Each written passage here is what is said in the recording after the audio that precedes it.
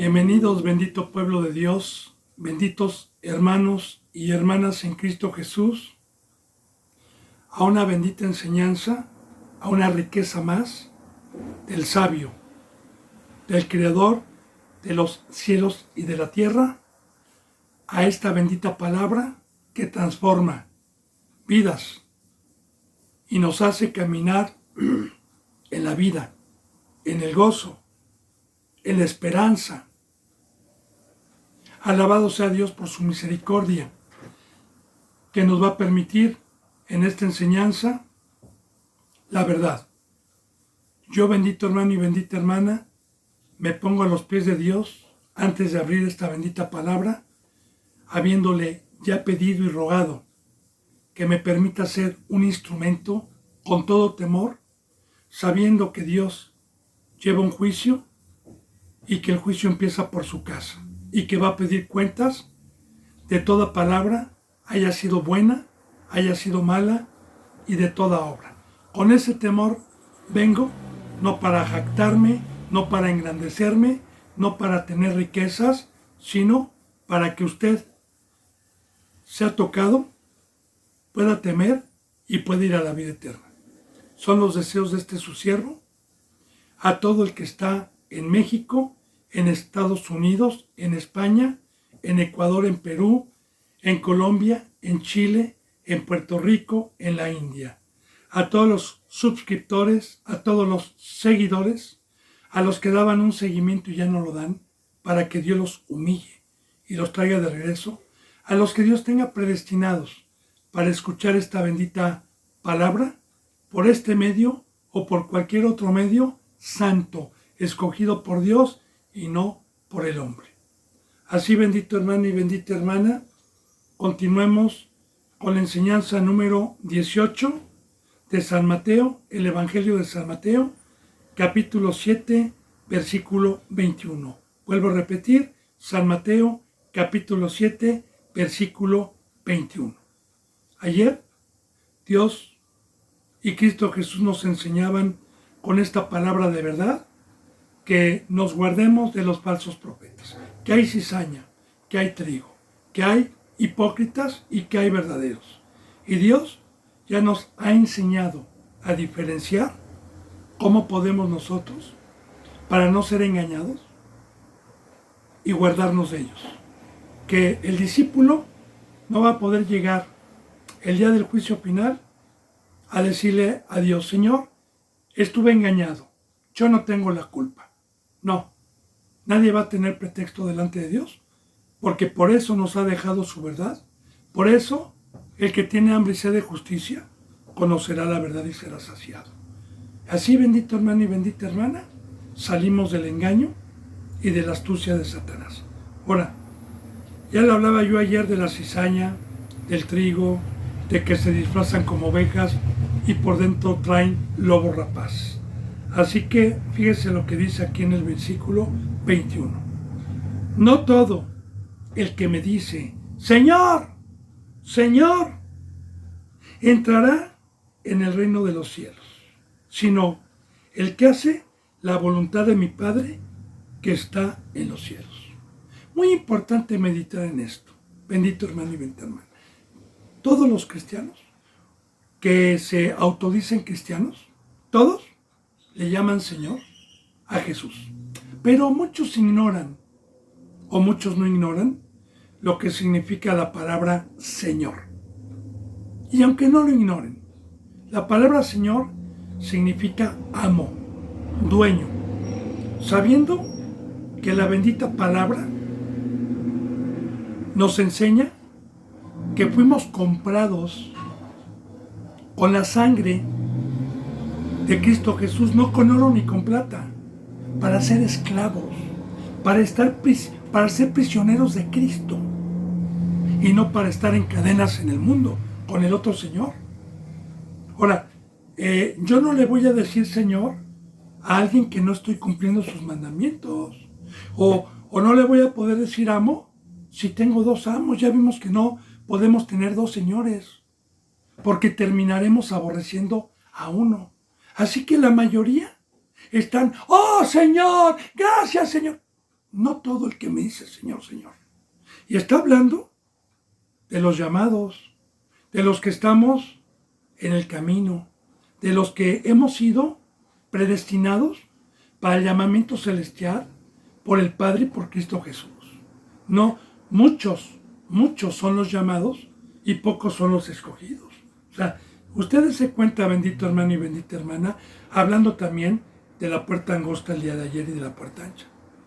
Usted se ha leído la bendita palabra de Dios desde que Dios inició con el ser humano, generación tras generación, tras generación, tras generación, ha sido rebelde y solamente un remanente muy pequeño ha creído. Desde la descendencia de Adán. Solamente habla de 10 patriarcas y habla que la mayoría se fueron con el pueblo de Caín, las mujeres, con sus mujeres, y pecaron. Habla de un 10º patriarca llamado Noé, el cual nada más 8 personas se salvaron y ya estaba el mundo con muchos números de seres humanos y perecieron en el diluvio. Luego, una vez que se multiplica la descendencia de Adán sobre la tierra, otra vez sale de la descendencia de Cam un hombre llamado Nimrod,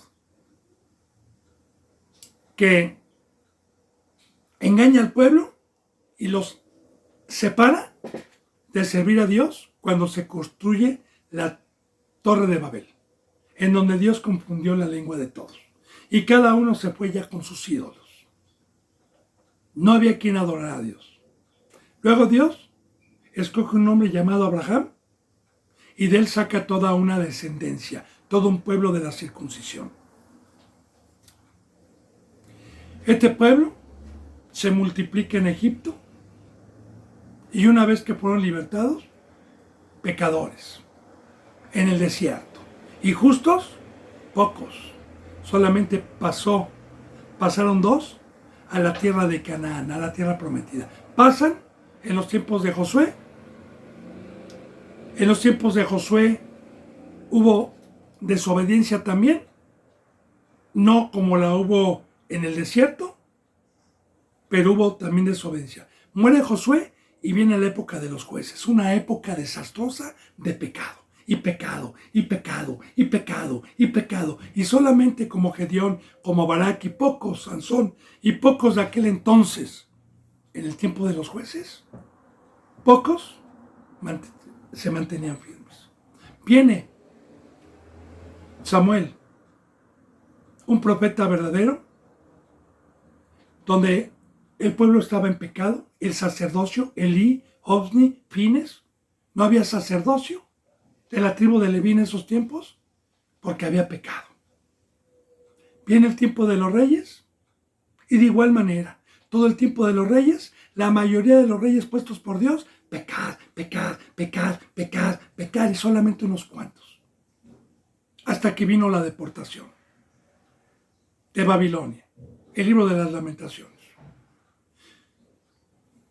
Los da libertad otra vez Dios, les permite construir el segundo templo por medio de Esdras y Nehemías, y otra vez, después de un tiempo, pecado, pecado en el tiempo de los profetas, pecado, pecado, hasta que vino el silencio de Dios y el enojo de Dios 375 años antes de nuestro Señor Jesucristo, y entregó a su pueblo a las cabezas de los imperios.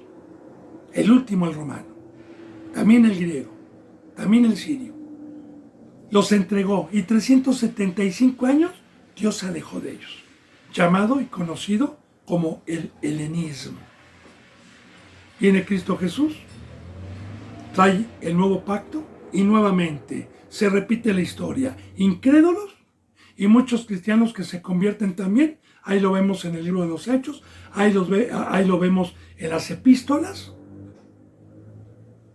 Y eso que no estaba la apostasía.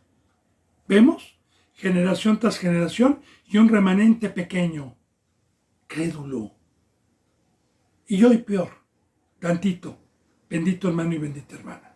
Entonces, no todo el que me dice Señor, Señor, amo, amo, entrará en el reino de los cielos. Ahora, ¿cuál es el reino de los cielos? Porque muchos piensan que es la vida eterna. No, no. Acuérdense que Juan el Bautista gritaba, arrepiéntanse, porque el reino de los cielos se ha acercado. El rey que Dios puso, la piedra que Dios puso es Cristo Jesús. Lo puso por rey. Y este rey gobierna las vidas de un pueblo manso, de un pueblo sujeto, de un pueblo que verdaderamente cumple con el pacto de decirle Señor, no de labios, sino con un corazón entregado. Ahora, fíjense bien lo que dijo Cristo Jesús. Yo soy la puerta del redil de las ovejas. Todo el que entra por la puerta, escucha mi voz. Ahí está el reino. Pero el que quiere ser saltador y quiere entrar por otro lado, no escucha. Yo soy el pastor y conozco mis ovejas. Ellas escuchan mi voz. Ahora, el entrar por la puerta del redil es tomar la cruz. Es una consagración total para poder tener la riqueza y el privilegio de poder escuchar a Cristo que está en medio de una congregación y de una iglesia santa. Porque el sabio, el maestro, el pastor, el que nos enseña, el apóstol, el pastor, el maestro, el profeta, es Cristo Jesús en una iglesia.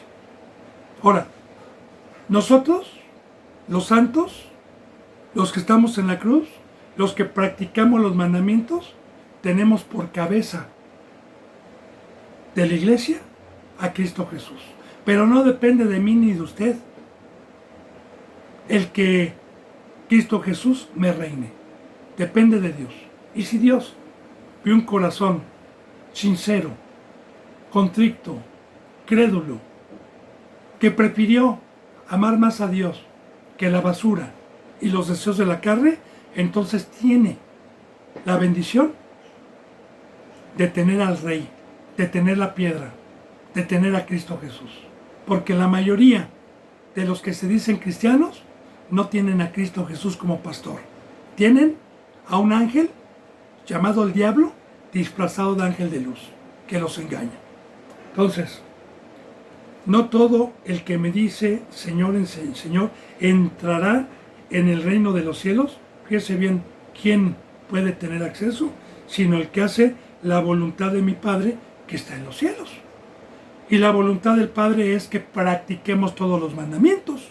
Y los mandamientos de la verdad nos separan de todo lo que, de la vana manera de vivir que aprendimos de nuestros padres o de nuestros ancestros, a una vida nueva, a una vida espiritual, a una obra diferente. Entonces, vea, bendito hermano y bendita hermana, cuántos realmente pueden tener la verdad. ¿Cuántos pueden tener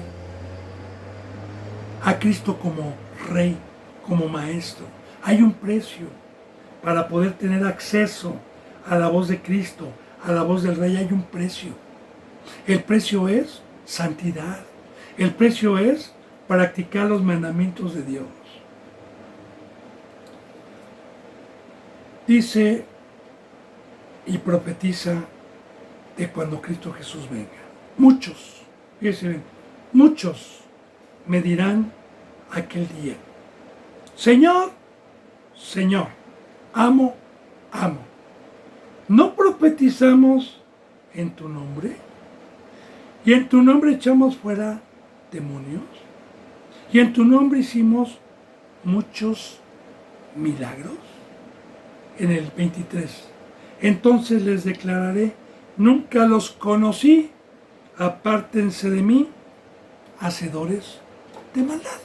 Pero meditemos, bendito hermano y bendita hermana, un impío, un pecador, ¿tiene poder para sacar demonios? ¿O para hacer milagros en la vida, milagros espirituales en la vida de alguien que los necesita? No, porque el fruto es de Dios. Entonces, ¿a qué se refiere aquí? ¿Ok?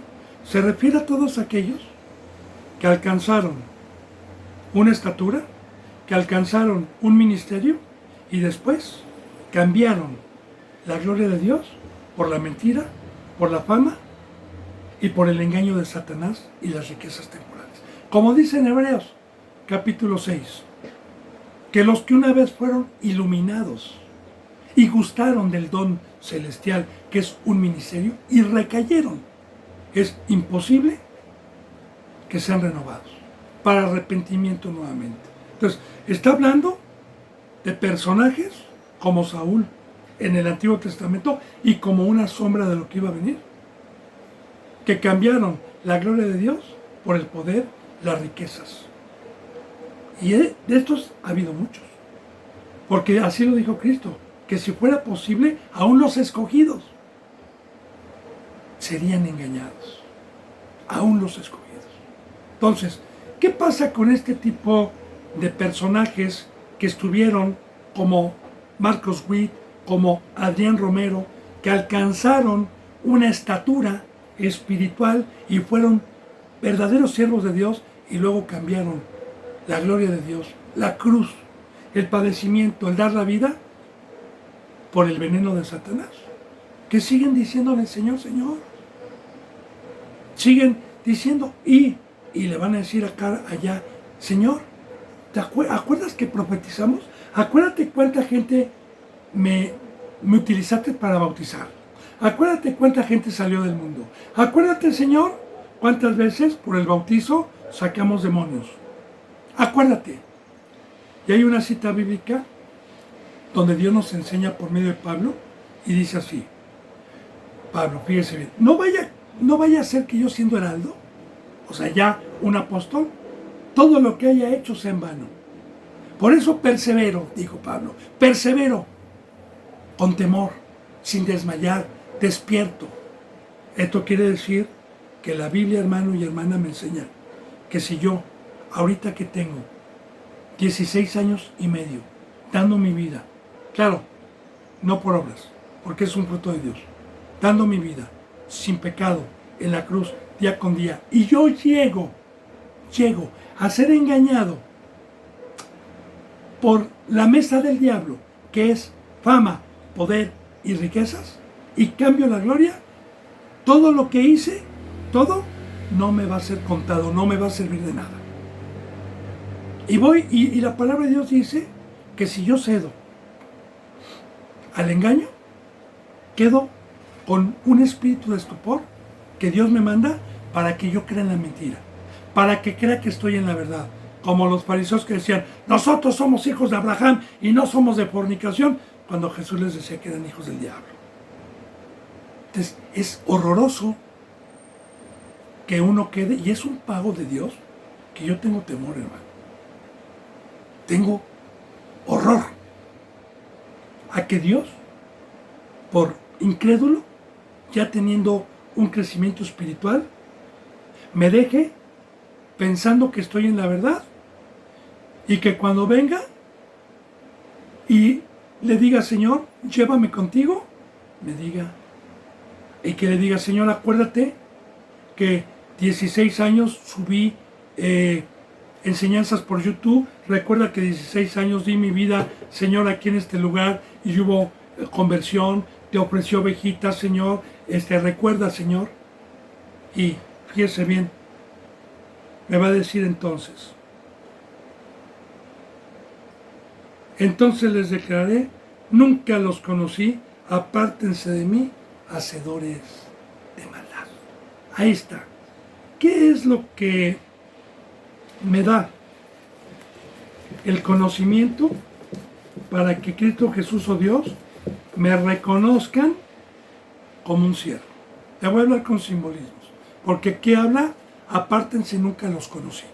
Bien, pongo este ejemplo. 20 ganaderos ricos, dos ganaderos ricos que tienen muchísimo ganado en un pueblo. los dos ricos. Pero los montes y el campo los comparten. Y para no equivocarse de cuál es el ganado de cada uno, uno de ellos le pone un sello, un fierro, quizás con una marca, con su inicial, y el otro también le pone un fierro. Ahora bien, cuando voy a vender al ganado o lo voy a llevar al corral o algo y salgo, ¿cómo identifico a los que son míos?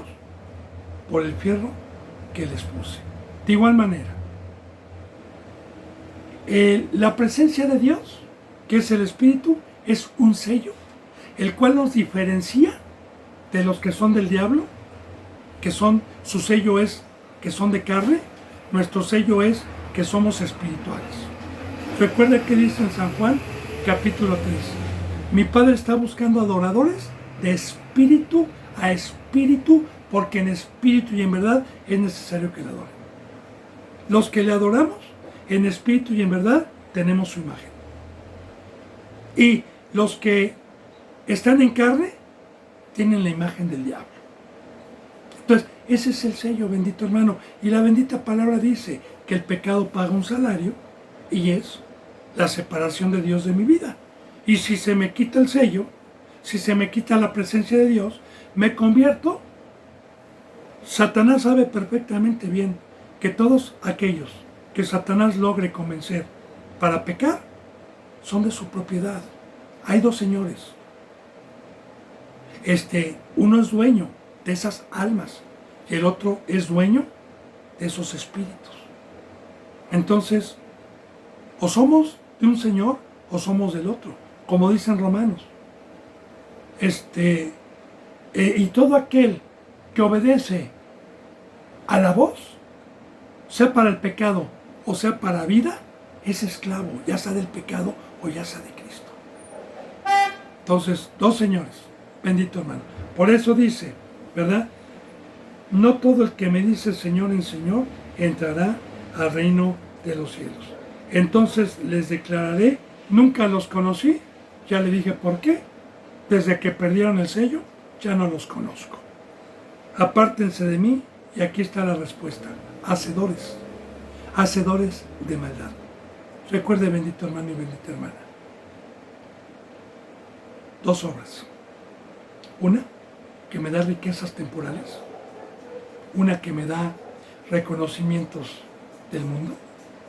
Y otra obra que me trae oposición, que me trae persecución, que me trae aborrecimiento del mundo, y que es amar a Dios y amar al prójimo, que es ser la sal y ser la luz.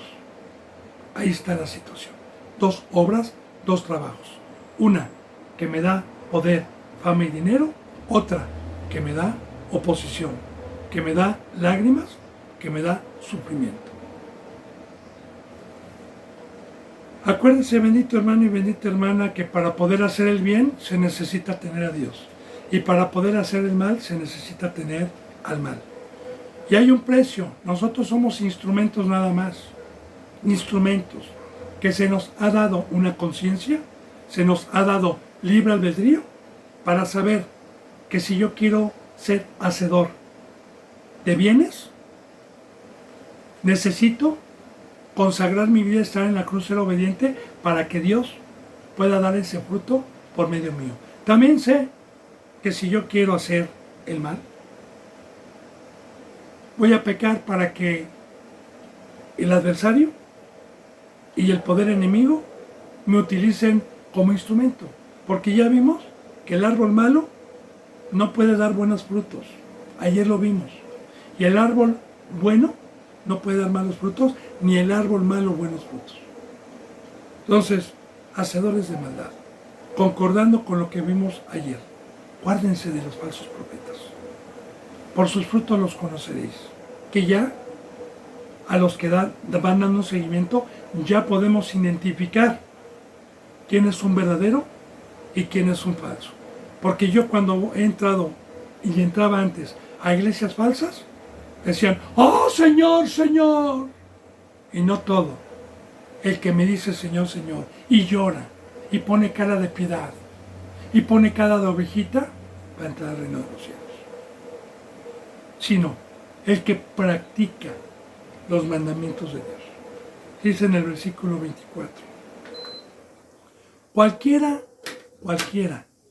Y cuando dice cualquiera, hermano y hermana, es los que hemos tenido el privilegio de haber sido llamados y hemos entrado por la puerta del redil. Todos aquellos que fuimos predestinados desde antes de la fundación del mundo para esta bendita gloria. Ahora, aquí voy a poner este ejemplo. Jesús estaba dando un discurso en un monte y la palabra sigue viva. Yo le pongo el ejemplo. Aquí en YouTube subieron un poco las visitas, y digo un poco, ¿no? Porque el tener 80, 100 no se compara con el mundo y con todas las visitas que hay en el mundo. Ahí vemos el hambre, ahí vemos la sed, ahí vemos que en estos tiempos no quieren saber de Dios. Pero vamos a suponer que en esta enseñanza haya 150 o 200 que están escuchando el día de hoy. Y así de esos 200, dice, cualquiera de estos 200. Jesús dice, cualquiera de todos los que han sido llamados en el mundo.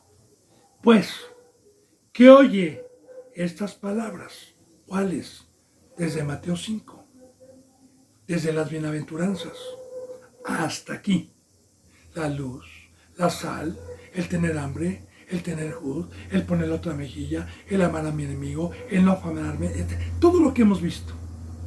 Todo lo que hemos visto.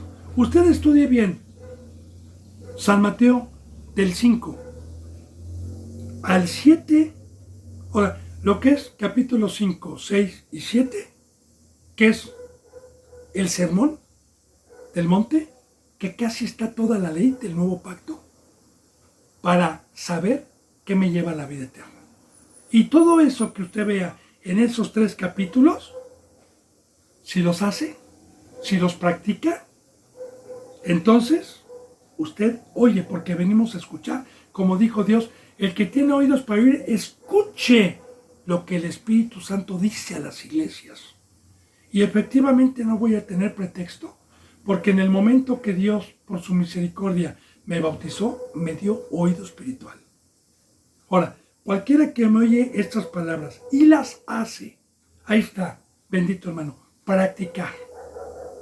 Ah, no, hermano, no, si ya usted ya es salvo, nadie es perfecto, solamente uno perfecto. Sí podemos hacer algunas cosas, pero muchas otras no. Ese es el diablo. La bendita palabra de Dios dice en 1 de Juan, que ninguno de los mandamientos de Dios es gravoso.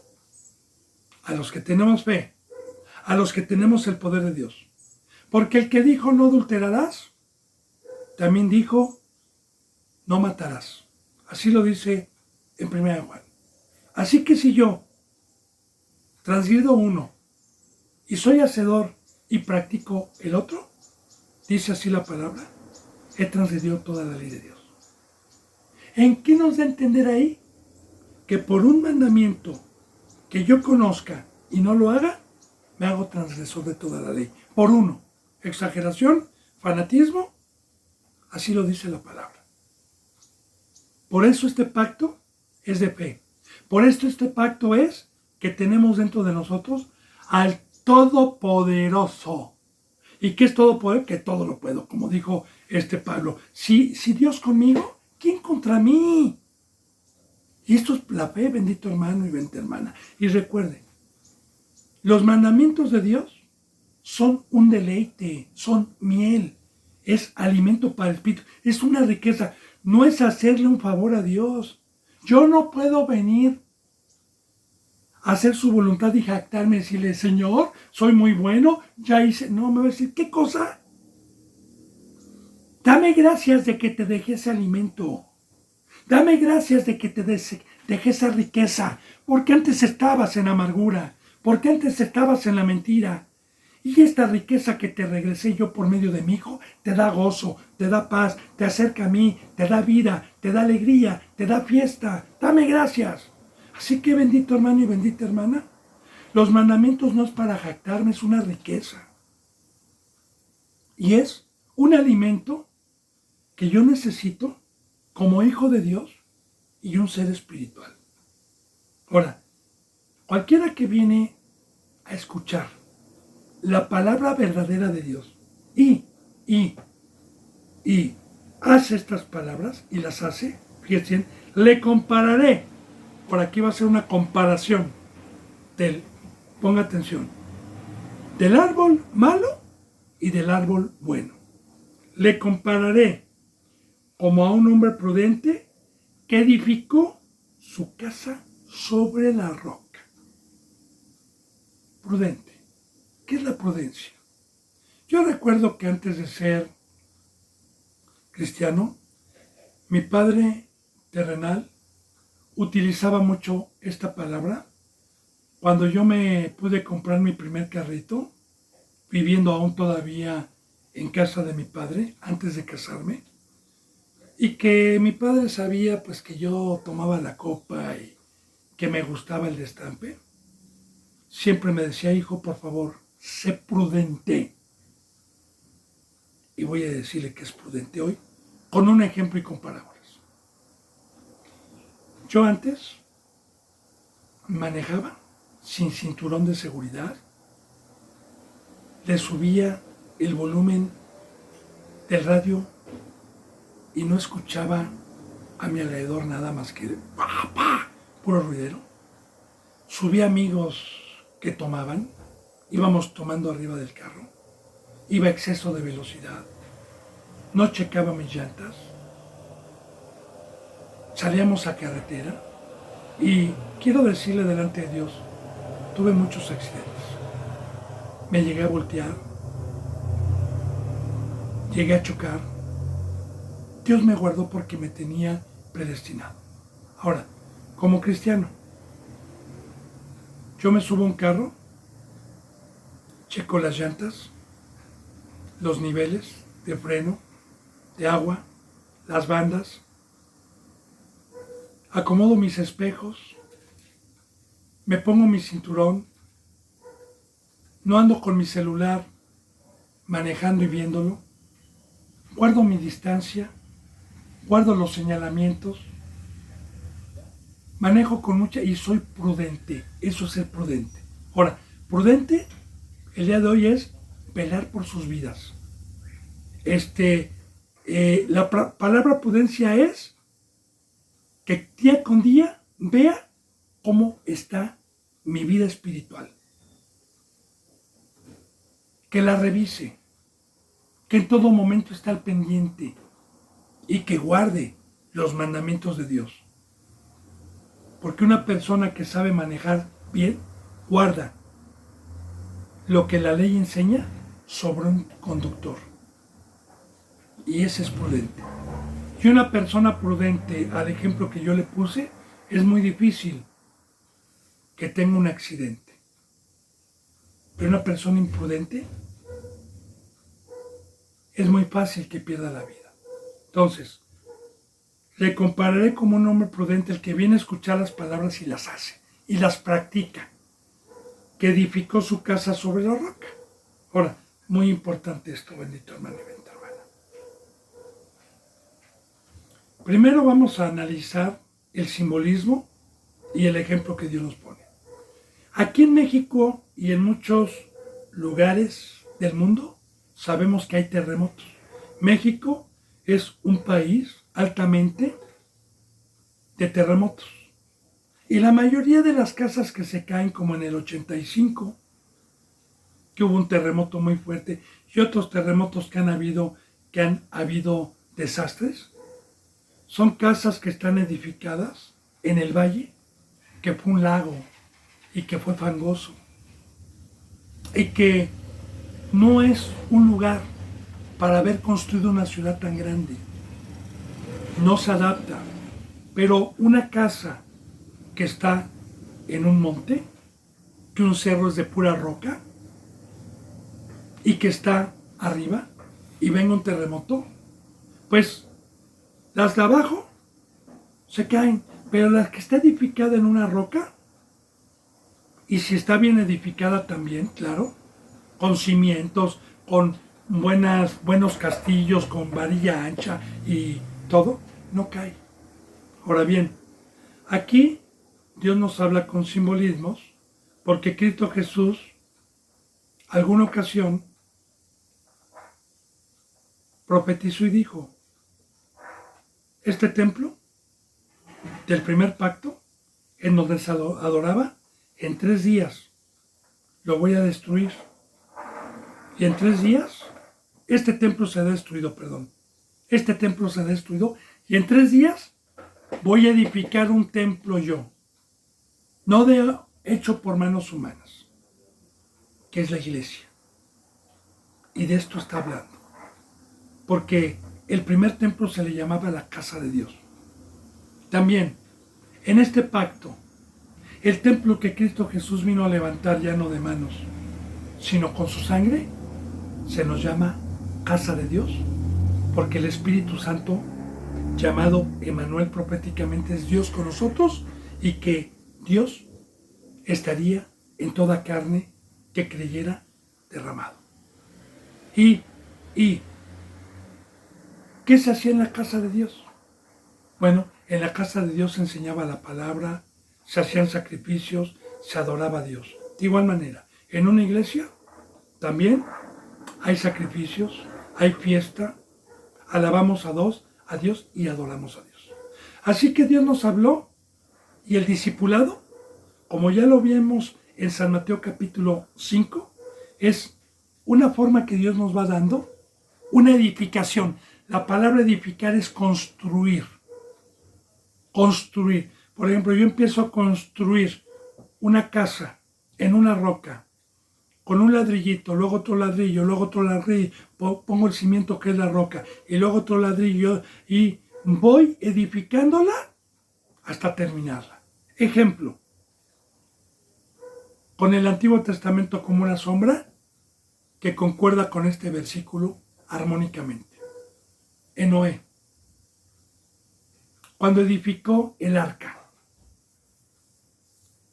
ahí vamos a poner el ejemplo. Perdón, Noé. En Noé no existe en la Biblia, perdón. Noé. Y que es una sombra de lo que iba a venir. Porque cuando él escuchó que venía una destrucción para los impíos, con temor y temblor construyó, ahí está, construyó como una sombra de lo que iba a venir.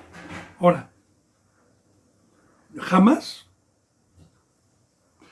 en aquellos tiempos que Noé le llamó a Dios, se había construido un transatlántico para el mar. Nunca, no había transatlánticos. Habían barcazas, pero el primer transatlántico, y digo transatlántico porque un transatlántico cruza el mar. Y si esta nave que Dios construyó por medio de Noé aguantó un diluvio, pues inundible. Por eso digo el primer transatlántico. Y de dimensiones y de longitud bastante grande.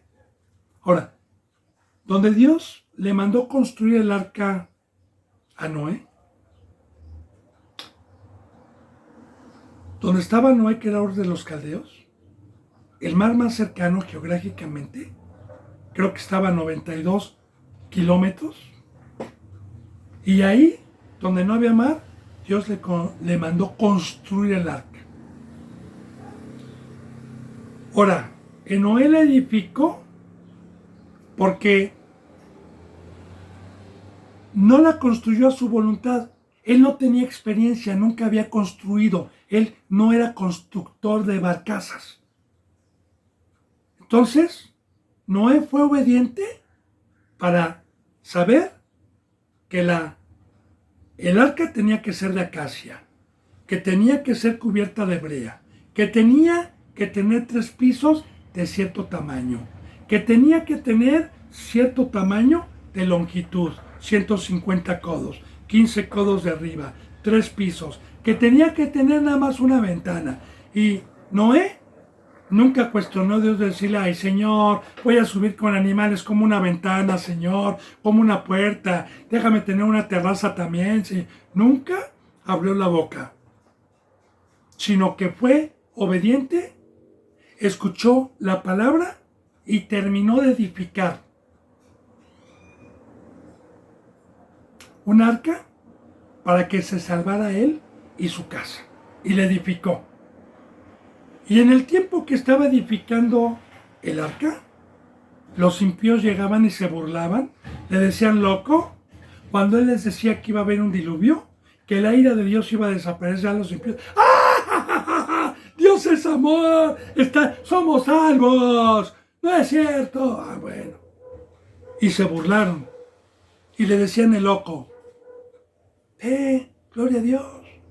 Cuando vino el diluvio, nada más se salvaron 8 personas.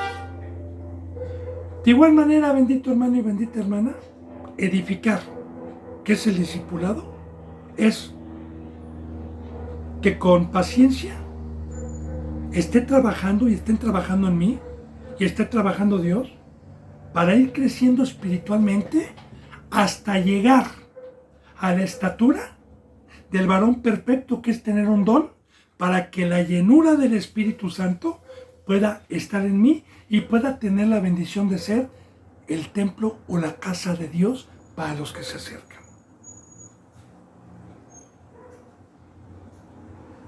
Bueno, entonces dice, cualquiera pues que me oye estas palabras y las hace, le compararé como un hombre prudente, que ya vimos lo que es prudente, que edificó su casa sobre la roca.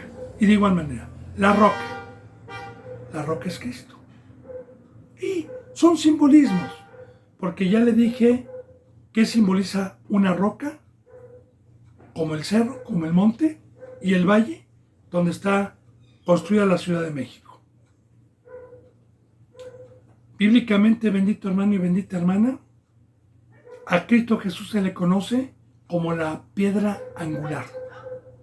También se le da ese nombre, que de 2 pueblos vino a ser un ángulo para que gentiles y el primer pueblo fuéramos un solo pueblo, para edificar. Alabado sea Dios. También se escucha o se habla de la palabra piedra, porque también hay piedras preciosas. Jasper, cornalina, esmeralda, zafiro, brillantes. Todas esas piedras las simboliza Dios porque dan luz, porque son preciosas. Y claro, que Jesús es una piedra preciosa para su Padre y para todo aquel que en Él cree. Bueno, entonces, dice, fíjese bien, que edificó su casa sobre la roca. Ponga atención a lo que dice. Descendió la lluvia, vinieron ríos, soplaron vientos y golpearon contra aquella casa con ímpetu, y no cayó, porque estaba fundada sobre la roca. Recordemos, bendito hermano y bendita hermana, que Dios nos habla con parábolas físicos, muchas veces naturales, para una enseñanza muy profunda. Y le voy a dar discernimiento y a explicar la profundidad y la anchura de este versículo. Las lluvias vienen de allá arriba, vienen de lo alto. Las lluvias. Ponga atención. Bíblicamente las lluvias son las pruebas que Dios permite al enemigo, como la de Adán y Eva, las pruebas que Dios nos permite, como dice en Santiago, que nosotros tenemos que ser probados, que tenemos que ser echados en el lago de fuego, porque es necesario que Dios pruebe nuestra fidelidad. Ahora, si yo estoy siendo hacedor de la palabra, si estoy practicando, las pruebas que Dios me permita con la serpiente, o con su herramienta que es la iglesia, o con el mundo, que me van a incitar, me van a tentar, me van a seducir, me van a amenazar, voy a perder familia, por todo, van a venir las lluvias, van a pegar y no va a pasar nada. Luego, número 2, vinieron los ríos. Bíblicamente los ríos simbolizan la corriente de este mundo, la mesa del diablo que ha arrastrado a muchos. A muchos. ¿Por qué simboliza Dios un río? Bueno, sabemos que los ríos nacen en los montes. Y yo soy de arriba. Estoy en el monte. Pero debo de tener cuidado porque hay ríos que por la inclinación llevan una corriente que arrastra. Ríos. No habla de arroyos, habla de ríos. Hay ríos rápidos. Y así simboliza Dios. ¿Y a dónde van esos ríos a desembocar? Al mar. Hasta abajo. Llegan al mar. ¿Qué representa el mar? El mundo. Yo llegué a ir a ríos donde en tiempos de lluvia vi cómo arrastraba ganado, cómo arrastraba cercas de corrales. Hay ríos que arrastran hasta casas cuando crecen. Ahora, el río representa la corriente de este mundo, los deseos de la carne, la mesa de Satanás. Le pongo otro ejemplo, simbólico también, para poder concordar y profundizar. El río Jordán representa el mundo porque estaba dividido entre el desierto, que es Moab, y la tierra de Canaán, que heredaron los israelitas, que hoy es conocido como Israel. Cuando Dios les permitió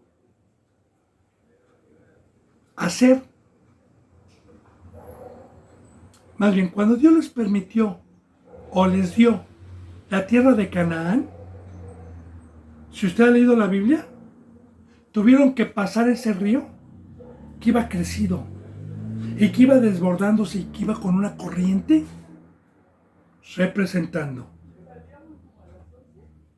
el mundo, riquezas y todo lo que la carne busca y trajo Satanás. Ahora, ese pueblo, los sacerdotes, si usted ha leído la Biblia, tomaron el arca, que hoy representa el Espíritu Santo, la iglesia y el sacerdocio, y cuando pusieron la planta del pie en el río se detuvo, sus corrientes, abriendo un camino, y se detuvo la corriente como en el mar.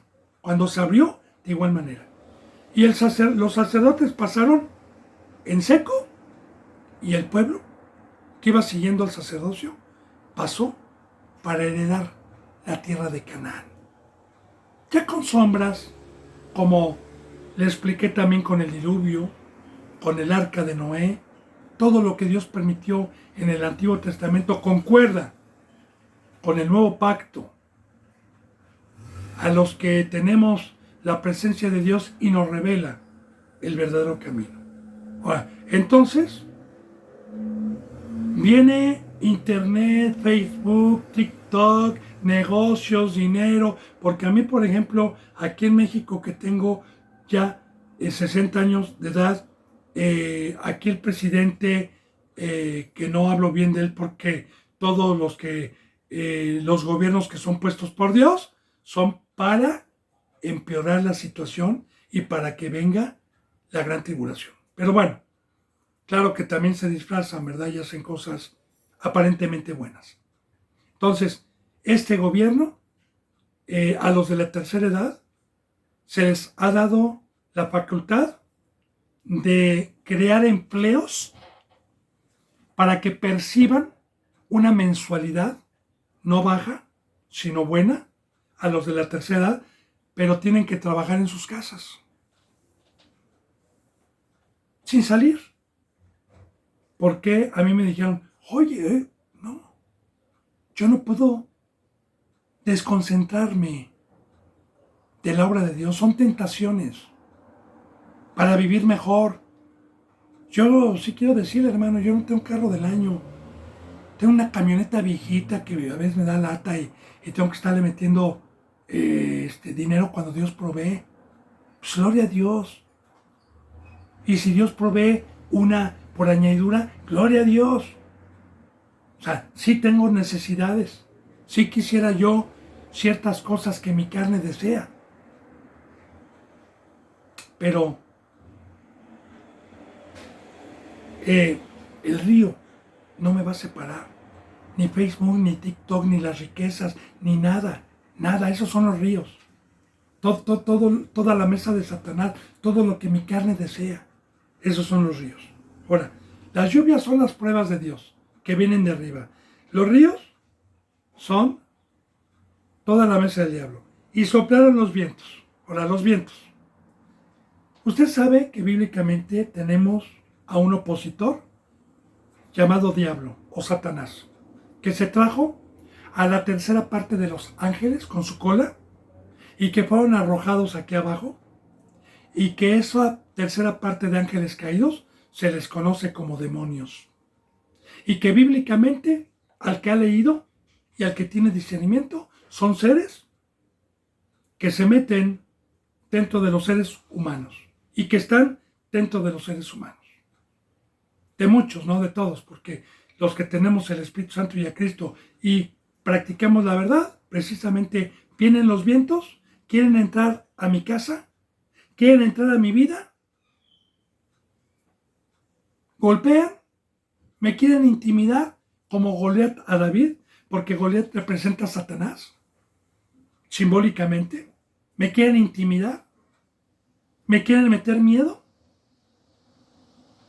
por estar en la cruz, por perder familia, porque el mundo me aborrece, porque no tengo dinero en el banco.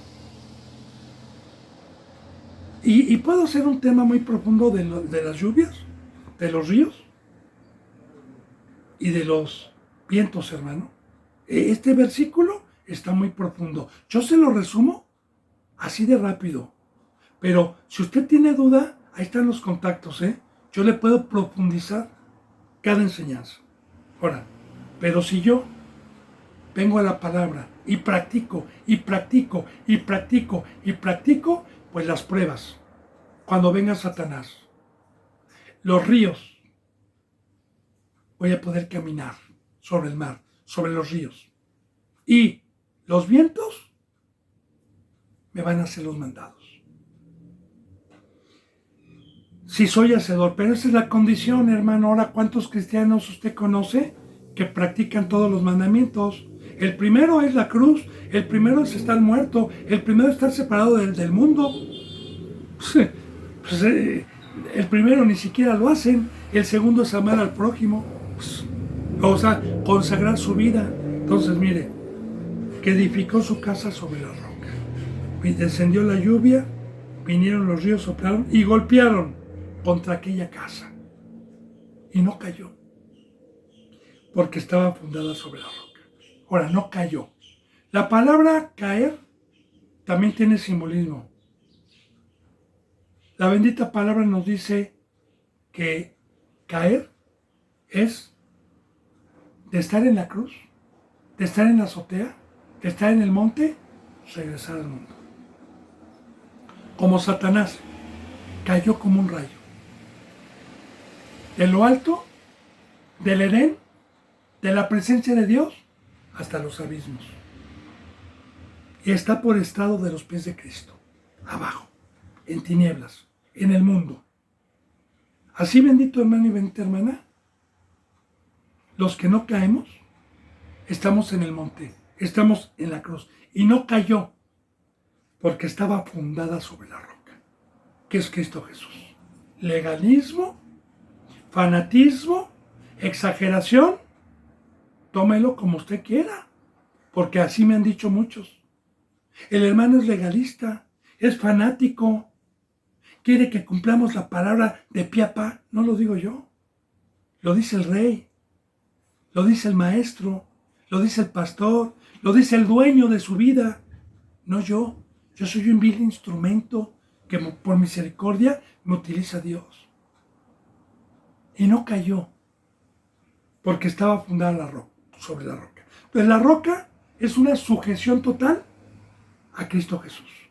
Ahora, pero también hay incrédulos, también hay anticristos entre nosotros, también hay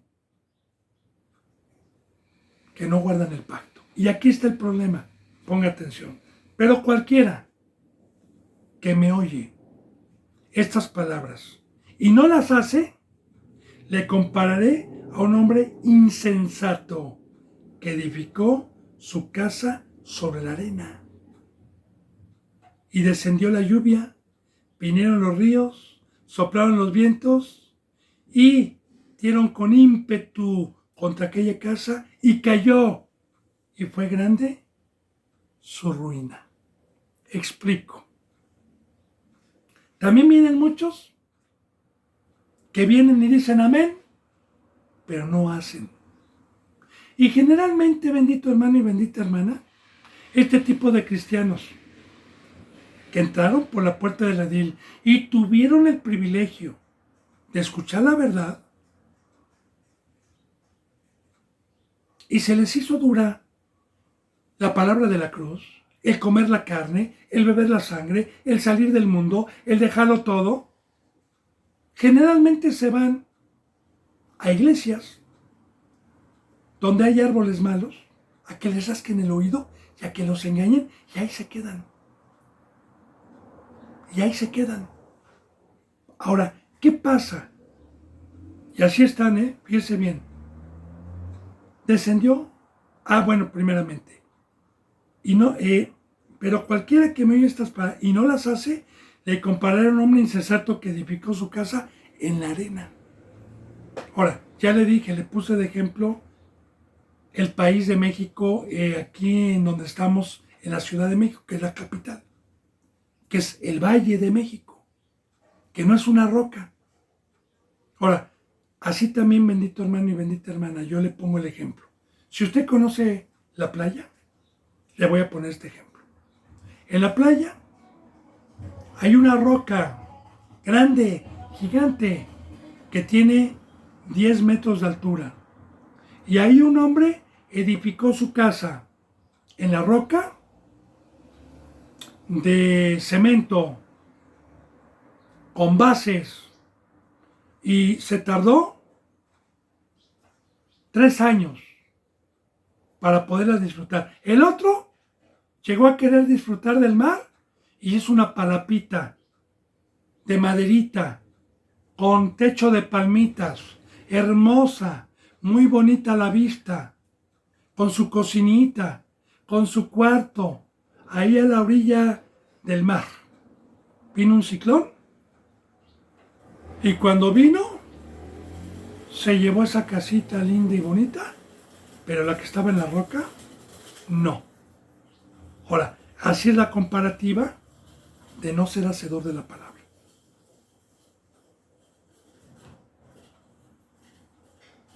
Ahora, ¿qué pasó? La palabra insensato. Le compararé como un hombre insensato. La palabra insensato, recuerda que también viene, y lo vamos a ver más adelante en San Mateo, las 10 vírgenes, las insensatas y las sensatas. Las insensatas estaban dormidas y no tenían aceite en sus lámparas. ¿Qué es la palabra insensato? Lo contrario a prudente. El insensato es aquel que es desobediente, que una vez que tuvo el conocimiento fue incrédulo y dijo, Dios es amor, no creo que me pase nada. Ok, eso es insensato, bendito hermano. Ahora, que edificó su casa sobre la arena, porque de cierta manera estos están engañados y piensan que están edificando, piensan que están trabajando en la obra de Dios. Yendo los domingos, que dizque orando, que dizque haciendo algunas obras buenas. Bueno, ahí está. Ahora, ¿qué pasó? Descendió la lluvia, como con Adán y Eva, que les vino la prueba, Vinieron los vientos, vino la serpiente y dieron con ímpetu contra aquella casa y cayó y los ríos, y vinieron los ríos y pegaron con ímpetu contra aquella casa, fíjese, y cayó. Ahí está. Hay dos tipos de cristiano, el verdadero y el falso. El falso está abajo, el falso está en el mundo. Recuerde que ya vimos que el árbol se conoce por su fruto. Ya le dije, bendito hermano y bendita hermana, que un cristiano está en la cruz. Un verdadero cristiano está arriba. Un verdadero cristiano está arriba en el monte. Cayó. ¿Cuántos cristianos hay? Mundanos. ¿Cuántos cristianos hay que son de abajo y no son de arriba? Sí, la mayoría. ¿Pero por qué? ¿Por qué? Porque no fueron hacedores de la palabra. Porque vinieron a escuchar. Ahora, y dieron con él y cayó. Ahora, y fue grande su ruina.